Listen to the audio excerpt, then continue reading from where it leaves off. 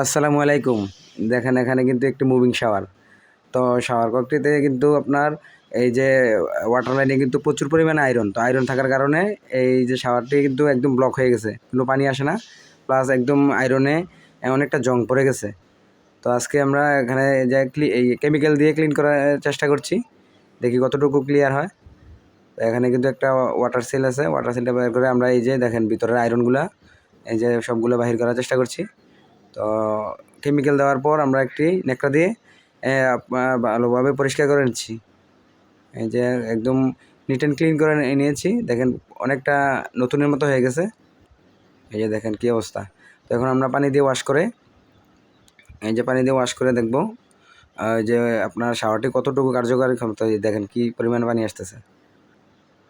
তো দেখেন একদম নিট অ্যান্ড ক্লিন হয়ে গেছে নতুনের মতো। এখন আর কোনো জংও নেই, আপনার মরিচাও নেই, প্লাস আয়রনও নেই। তো এখন এই যে ওয়াটার সিলটি দিয়ে আমরা আবার এই যে মুভিং শাওয়ার ককে আমরা লাগিয়ে নেব। এই যে দেখেন লাগিয়ে নিলাম। তো লাগানোর পর আমরা এখন প্রাথমিকভাবে আবার চেক করে দেখব কতটুকু এটার কার্যকর ক্ষমতা বৃদ্ধি পেয়েছে। তো দেখেন এখন আমরা চেক দিচ্ছি। এই যে দেখেন ফুল স্পিডে পানি আসতেছে। তো কেমিক্যাল দিয়ে কিন্তু আমরা পাইপগুলো পরিষ্কার করে নিয়েছি। চাইলে আপনারা এইভাবে পরিষ্কার করে নিতে পারেন। আল্লাহ হাফেজ।